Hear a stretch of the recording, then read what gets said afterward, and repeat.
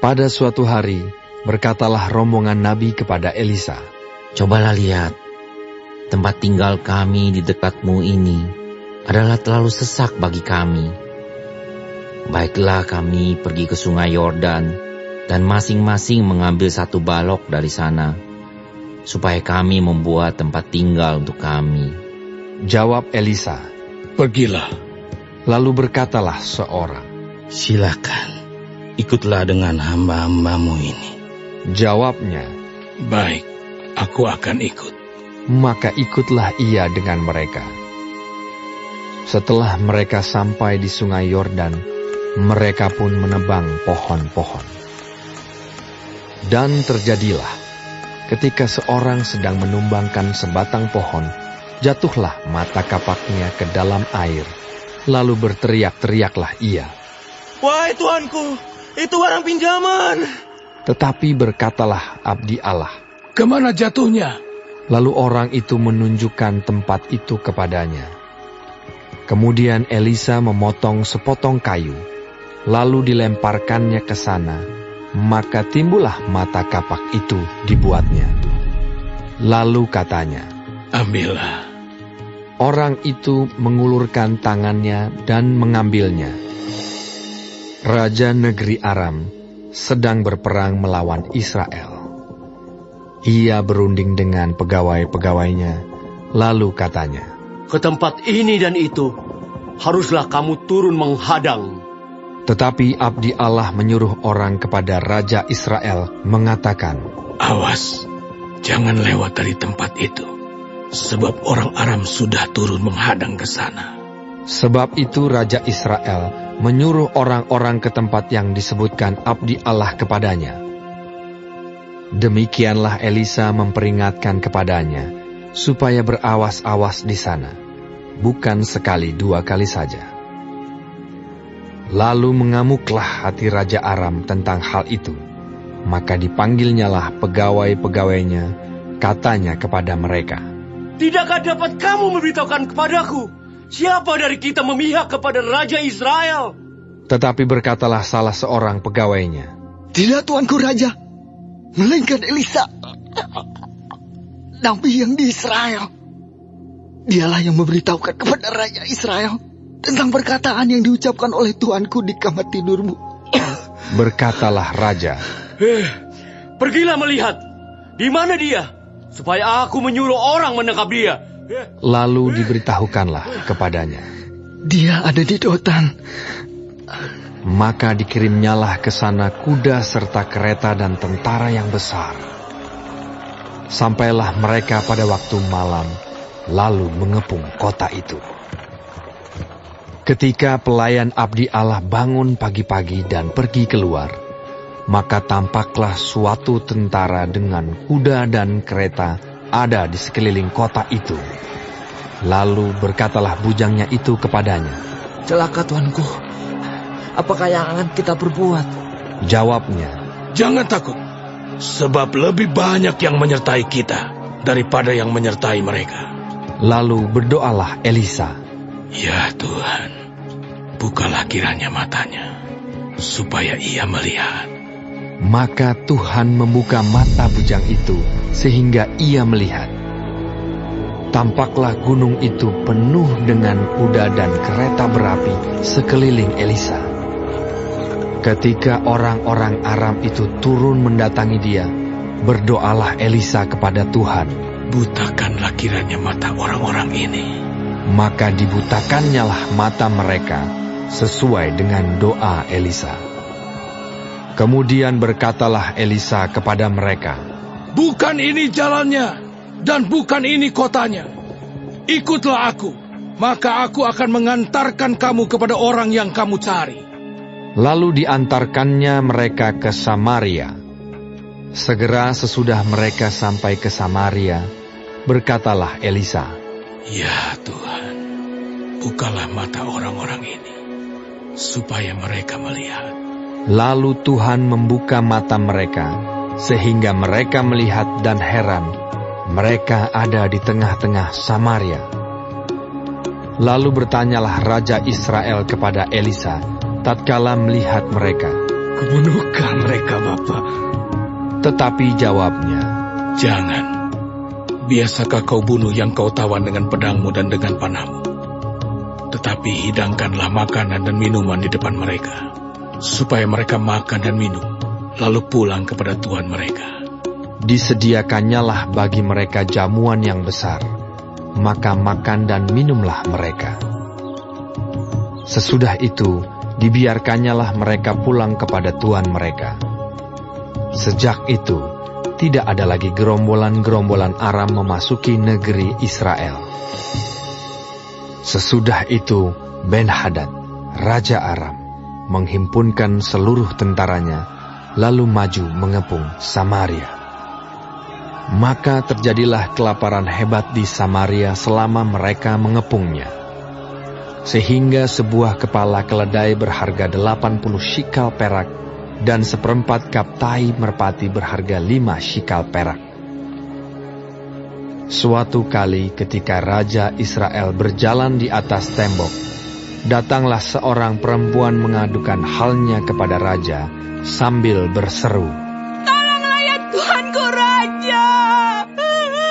Jawabnya, Jika Tuhan tidak menolong engkau, dengan apakah aku dapat menolong engkau? Dengan hasil pengirikankah? Atau hasil pemerasan anggur? Kemudian bertanyalah Raja kepadanya. Ada apa? Jawab perempuan itu, Perempuan ini berkata kepadaku, "Berilah anakmu laki-laki, supaya kita makan dia pada hari ini. Dan besok akan kita makan anakku laki-laki." Jadi kami memasak anakku dan memakan dia. Tetapi ketika aku berkata kepadanya pada hari berikutnya, "Berilah anakmu, supaya kita makan dia," maka perempuan ini menyembunyikan anaknya. tatkala Raja mendengar perkataan perempuan itu, dikoyakkannyalah pakaiannya, dan sedang ia berjalan di atas tembok, kelihatanlah kepada orang banyak bahwa ia memakai kain kabung pada kulit tubuhnya. Lalu berkatalah Raja, Beginilah kiranya Allah menghukum aku. Bahkan lebih daripada itu, jika masih tinggal kepala Elisa bin Safat di atas tubuhnya pada hari ini. adapun Elisa duduk-duduk di rumahnya, dan para tua-tua duduk bersama-sama dia. Raja menyuruh seorang berjalan mendahuluinya. Tetapi sebelum suruhan itu sampai kepada Elisa, Elisa sudah berkata kepada para tua-tua itu, Tahukah kamu bahwa si pembunuh itu menyuruh orang untuk memenggal kepalaku? Awas-awaslah. Apabila suruhan itu datang, segeralah tutup pintu dan tahanlah dia, supaya orang itu jangan masuk. Bukankah sudah kedengaran bunyi langkah tuannya di belakangnya? Selagi ia berbicara dengan mereka, datanglah Raja mendapatkan dia. Berkatalah Raja kepadanya, Sungguhnya, malapetaka ini adalah daripada Tuhan. Mengapakah aku berharap kepada Tuhan lagi?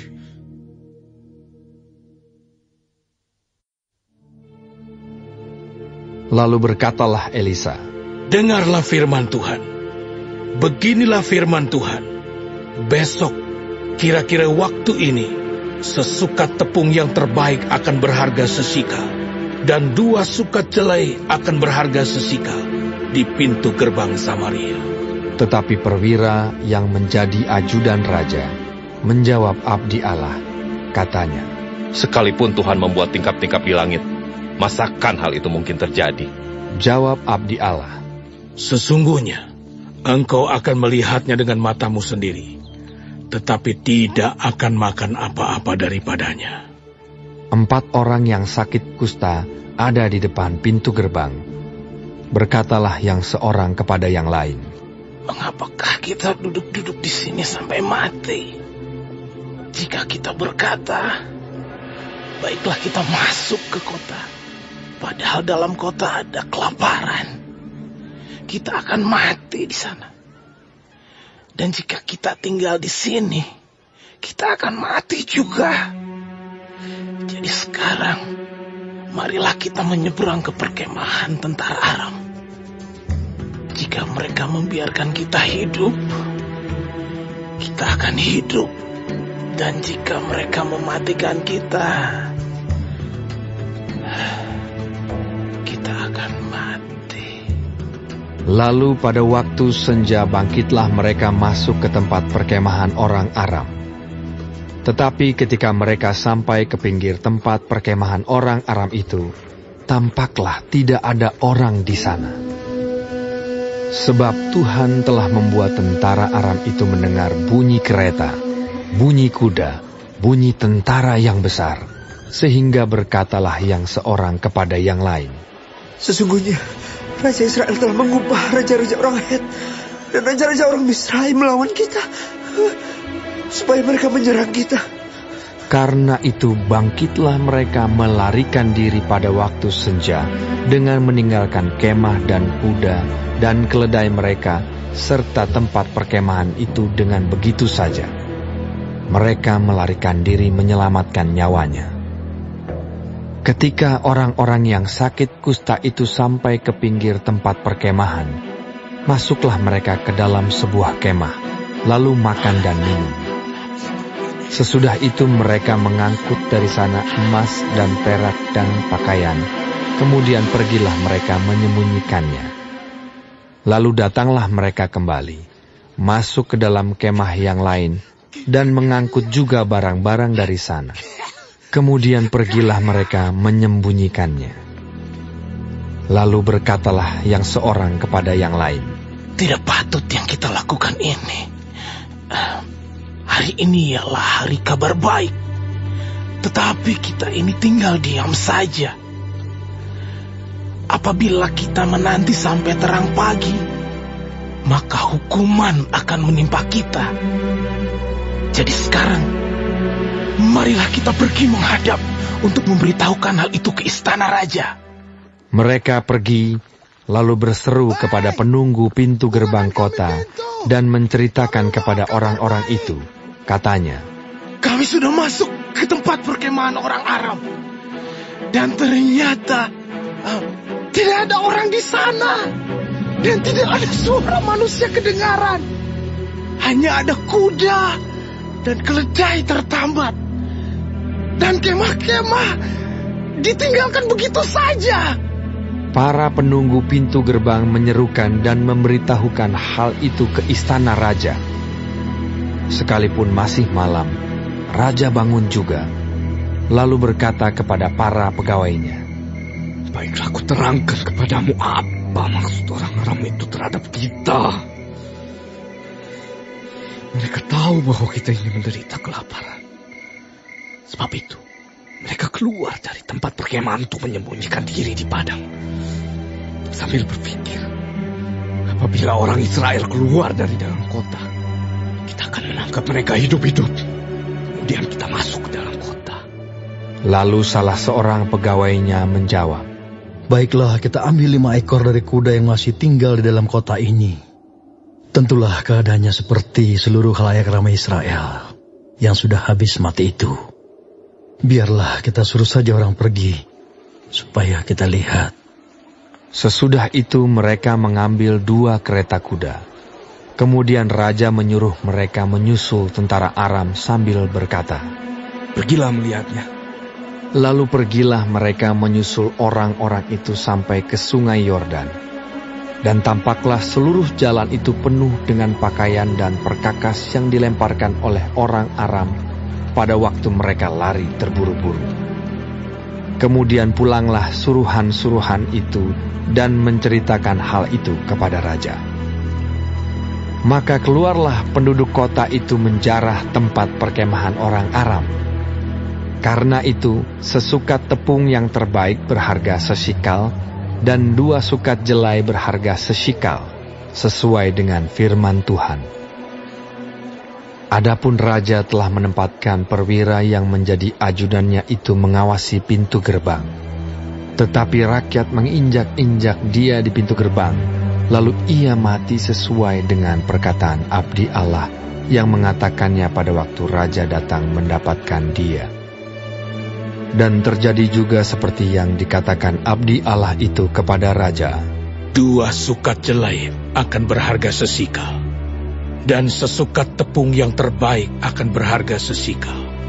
Besok, kira-kira waktu ini, di pintu gerbang Samaria.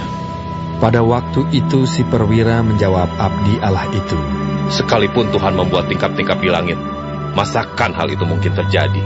Tetapi Elisa berkata, Sesungguhnya, engkau akan melihatnya dengan matamu sendiri, tetapi tidak akan makan apa-apa daripadanya. Demikianlah terjadi kepada orang itu. Rakyat menginjak-injak dia di pintu gerbang, lalu matilah ia.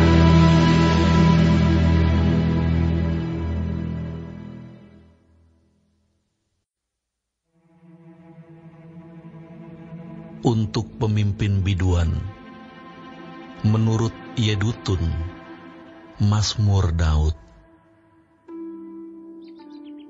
Hanya dekat Allah saja aku tenang, daripadanyalah keselamatanku.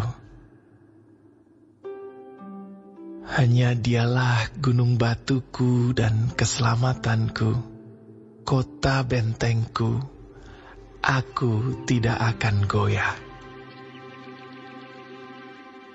Berapa lamakah kamu hendak menyerbu seseorang, hendak meremukkan dia, hai kamu sekalian, seperti terhadap dinding yang miring, terhadap tembok yang hendak roboh.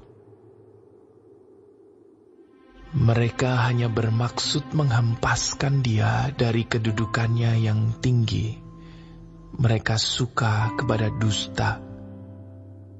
Dengan mulutnya mereka memberkati, tetapi dalam hatinya mereka mengutuki.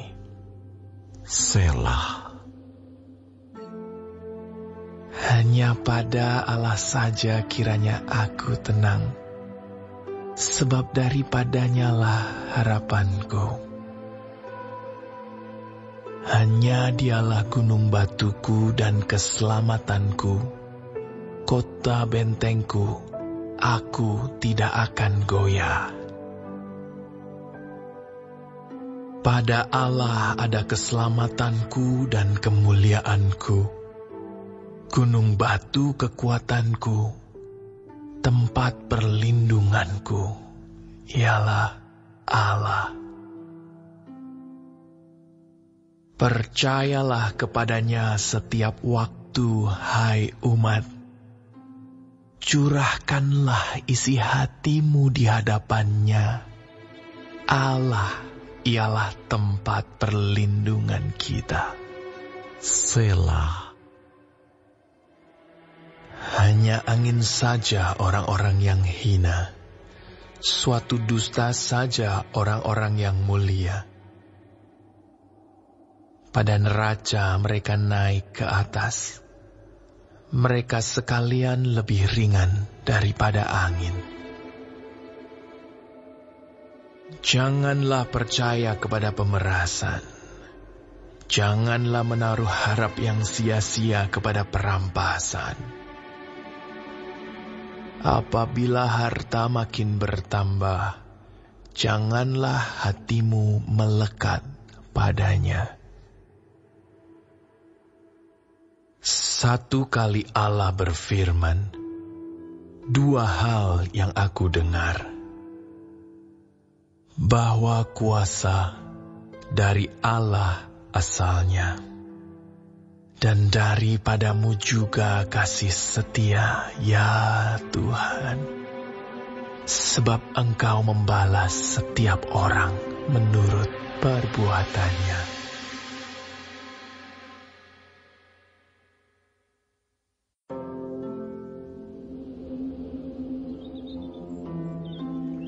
Anggur adalah pencemooh, minuman keras adalah peribut. Tidaklah bijak orang yang terhuyung-huyung karenanya. Kegentaran yang datang dari raja adalah seperti raung singa muda. Siapa membangkitkan marahnya, membahayakan dirinya.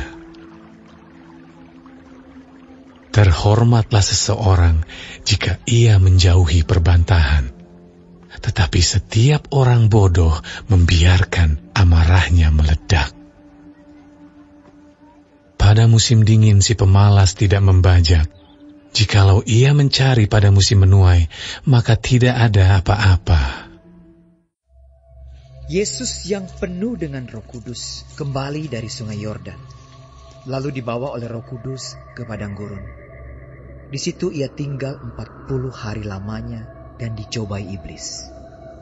Selama di situ ia tidak makan apa-apa, dan sesudah waktu itu ia lapar. Lalu berkatalah iblis kepadanya, "Jika engkau anak Allah, suruhlah batu ini menjadi roti." Jawab Yesus kepadanya, "Ada tertulis, manusia hidup bukan dari roti saja." Kemudian ia membawa Yesus ke suatu tempat yang tinggi, dan dalam sekejap mata ia memperlihatkan kepadanya semua kerajaan dunia. Kata iblis kepadanya, "Segala kuasa itu serta kemuliaannya akan kuberikan kepadamu, sebab semuanya itu telah diserahkan kepadaku, dan aku memberikannya kepada siapa saja yang kukehendaki. Jadi jikalau engkau menyembah aku, seluruhnya itu akan menjadi milikmu." Tetapi Yesus berkata kepadanya, "Ada tertulis, engkau harus menyembah Tuhan Allahmu, dan hanya kepada Dia sajalah engkau berbakti." Kemudian ia membawa Yesus ke Yerusalem dan menempatkan dia di bubungan Bait Allah. Lalu berkata kepadanya, "Jika engkau anak Allah, jatuhkanlah dirimu dari sini ke bawah, sebab ada tertulis mengenai engkau, Ia akan memerintahkan malaikat-malaikatnya untuk melindungi engkau, dan mereka akan menatang engkau di atas tangannya, supaya kakimu jangan terantuk kepada batu." Yesus menjawabnya, katanya, "Ada firman, jangan engkau mencobai Tuhan Allahmu." Sesudah iblis mengakhiri semua pencobaan itu, ia mundur daripadanya dan menunggu waktu yang baik. Dalam kuasa Roh kembalilah Yesus ke Galilea, dan tersiarlah kabar tentang Dia di seluruh daerah itu. Sementara itu ia mengajar di rumah-rumah ibadat di situ, dan semua orang memuji Dia. Ia datang ke Nazaret, tempat ia dibesarkan. Dan menurut kebiasaannya pada hari Sabat ia masuk ke rumah ibadat, lalu berdiri hendak membaca dari Alkitab. Kepadanya diberikan kitab Nabi Yesaya, dan setelah dibukanya, ia menemukan nas, di mana ada tertulis, "Roh Tuhan ada padaku, oleh sebab Ia telah mengurapi aku, untuk menyampaikan kabar baik kepada orang-orang miskin. Dan Ia telah mengutus aku, untuk memberitakan pembebasan kepada orang-orang tawanan, dan penglihatan bagi orang-orang buta, untuk membebaskan orang-orang yang tertindas, untuk memberitakan tahun rahmat Tuhan telah datang." Kemudian ia menutup kitab itu, memberikannya kembali kepada pejabat, lalu duduk, dan mata semua orang dalam rumah ibadat itu tertuju kepadanya. Lalu ia memulai mengajar mereka, katanya, "Pada hari ini genaplah nas ini sewaktu kamu mendengarnya." Dan semua orang itu membenarkan dia, dan mereka heran akan kata-kata yang indah yang diucapkannya. Lalu kata mereka, "Bukankah ia ini anak Yusuf?"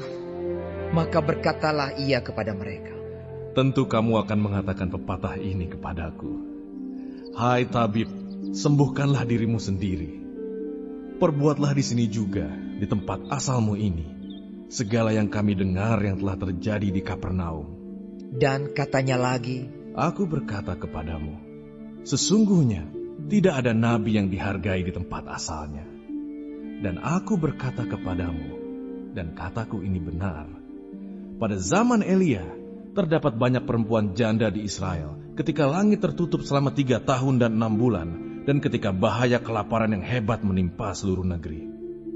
Tetapi Elia diutus bukan kepada salah seorang dari mereka, melainkan kepada seorang perempuan janda di Sarfat, di tanah Sidon.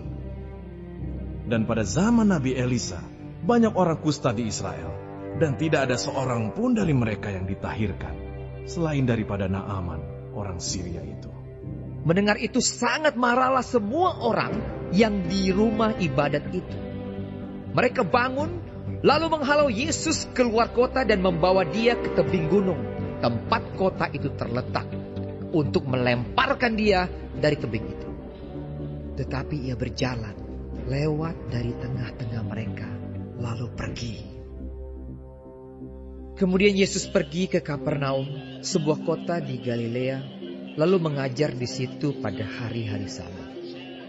Mereka takjub mendengar pengajarannya, sebab perkataannya penuh kuasa. Di dalam rumah ibadat itu ada seorang yang kerasukan setan, dan ia berteriak dengan suara keras, "Hai engkau, Yesus orang Nazaret! Apa urusanmu dengan kami? Engkau datang hendak membinasakan kami. Aku tahu siapa engkau, yang kudus dari Allah." Tetapi Yesus menghardiknya, katanya, "Diam, keluarlah daripadanya." Dan setan itu pun menghempaskan orang itu ke tengah-tengah orang banyak, lalu keluar daripadanya dan sama sekali tidak menyakitinya. Dan semua orang takjub, lalu berkata seorang kepada yang lain, katanya, "Alangkah hebatnya perkataan ini, sebab dengan penuh wibawa dan kuasa, ia memberi perintah kepada roh-roh jahat, dan mereka pun keluar." Dan tersebarlah berita tentang dia kemana-mana di daerah itu. Kemudian ia meninggalkan rumah ibadat itu dan pergi ke rumah Simon. Adapun ibu mertua Simon demam keras, dan mereka meminta kepada Yesus supaya menolong dia. Maka ia berdiri di sisi perempuan itu, lalu menghardik demam itu, dan penyakit itu pun meninggalkan dia. Perempuan itu segera bangun dan melayani mereka. Ketika matahari terbenam, semua orang membawa kepadanya orang-orang sakitnya yang menderita bermacam-macam penyakit. Ia pun meletakkan tangannya atas mereka masing-masing dan menyembuhkan mereka. Dari banyak orang keluar juga setan-setan sambil berteriak, "Engkau adalah Anak Allah!" Lalu ia dengan keras melarang mereka dan tidak memperbolehkan mereka berbicara, karena mereka tahu bahwa ia adalah Mesias. Ketika hari siang, Yesus berangkat dan pergi ke suatu tempat yang sunyi.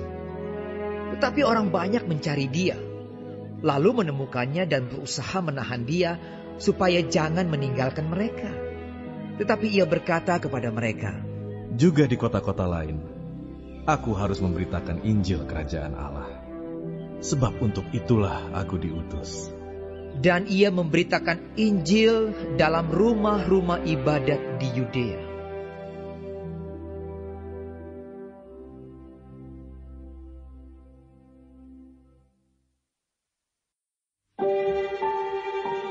Karena itu, hai manusia, siapapun juga engkau yang menghakimi orang lain, engkau sendiri tidak bebas dari salah.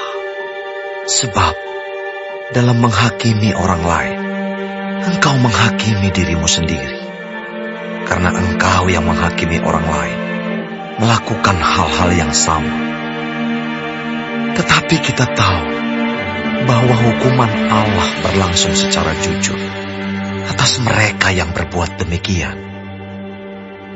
Dan engkau, hai manusia, engkau yang menghakimi mereka yang berbuat demikian, sedangkan engkau sendiri melakukannya juga. adakah engkau sangka bahwa engkau akan luput dari hukuman Allah? Maukah engkau menganggap sepi kekayaan kemurahannya, kesabarannya, dan kelapangan hatinya? Tidakkah engkau tahu bahwa maksud kemurahan Allah ialah menuntun engkau kepada pertobatan? Tetapi oleh kekerasan hatimu yang tidak mau bertobat, engkau menimbun murka atas dirimu sendiri. Pada hari waktu mana murka dan hukuman Allah yang adil akan dinyatakan. Ia akan membalas setiap orang menurut perbuatannya, yaitu hidup kekal kepada mereka yang dengan tekun berbuat baik, mencari kemuliaan, kehormatan, dan ketidakbinasaan. Tetapi murka dan geram kepada mereka yang mencari kepentingan sendiri, yang tidak taat kepada kebenaran, melainkan taat kepada kelaliman. Penderitaan dan kesesakan akan menimpa setiap orang yang hidup yang berbuat jahat. Pertama-tama orang Yahudi dan juga orang Yunani. Tetapi kemuliaan, kehormatan, dan damai sejahtera akan diperoleh semua orang yang berbuat baik. Pertama-tama orang Yahudi dan juga orang Yunani. Sebab Allah tidak memandang bulu. Sebab semua orang yang berdosa tanpa hukum Taurat akan binasa tanpa hukum Taurat. Dan semua orang yang berdosa di bawah hukum Taurat akan dihakimi oleh hukum Taurat. Karena bukanlah orang yang mendengar hukum Taurat yang benar di hadapan Allah, tetapi orang yang melakukan hukum Tauratlah yang akan dibenarkan. Apabila bangsa-bangsa lain yang tidak memiliki hukum Taurat, oleh dorongan diri sendiri melakukan apa yang dituntut hukum Taurat, maka walaupun mereka tidak memiliki hukum Taurat, mereka menjadi hukum Taurat bagi diri mereka sendiri. Sebab dengan itu, mereka menunjukkan bahwa isi hukum Taurat ada tertulis di dalam hati mereka. Dan suara hati mereka turut bersaksi, dan pikiran mereka saling menuduh atau saling membela. Hal itu akan nampak pada hari bila mana Allah, sesuai dengan Injil yang kuberitakan, akan menghakimi segala sesuatu yang tersembunyi dalam hati manusia oleh Kristus Yesus. Tetapi jika kamu menyebut dirimu orang Yahudi dan bersandar kepada hukum Taurat, bermegah dalam Allah, dan tahu akan kehendaknya, dan oleh karena diajar dalam hukum Taurat, dapat tahu mana yang baik dan mana yang tidak, dan yakin bahwa engkau adalah penuntun orang buta, dan terang bagi mereka yang di dalam kegelapan, pendidik orang bodoh, dan pengajar orang yang belum dewasa. Karena dalam hukum Taurat, engkau memiliki kegenapan segala kepandaian dan kebenaran. Jadi, bagaimanakah engkau yang mengajar orang lain? Tidakkah engkau mengajar dirimu sendiri? Engkau yang mengajar, jangan mencuri.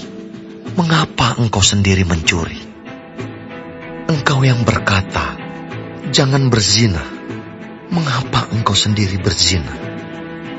Engkau yang jijik akan segala berhala, mengapa engkau sendiri merampok rumah berhala? Engkau bermegah atas hukum Taurat, mengapa engkau sendiri menghina Allah dengan melanggar hukum Taurat itu? Seperti ada tertulis, sebab oleh karena kamulah nama Allah dihujat di antara bangsa-bangsa lain. Sunat memang ada gunanya jika engkau mentaati hukum Taurat. Tetapi jika engkau melanggar hukum Taurat, maka sunatmu tidak ada lagi gunanya. Jadi, jika orang yang tak bersunat memperhatikan tuntutan-tuntutan hukum Taurat, tidakkah ia dianggap sama dengan orang yang telah disunat? Jika demikian, Maka orang yang tak bersunat, tetapi yang melakukan hukum Taurat, akan menghakimi kamu yang mempunyai hukum tertulis dan sunat, tetapi yang melanggar hukum Taurat. Sebab yang disebut Yahudi bukanlah orang yang lahiriah Yahudi, dan yang disebut sunat bukanlah sunat yang dilangsungkan secara lahiriah. Tetapi orang Yahudi sejati ialah dia yang tidak nampak keyahudiannya, dan sunat ialah sunat di dalam hati, secara rohani, bukan secara hurufiah. Maka pujian baginya datang bukan dari manusia, melainkan dari Allah.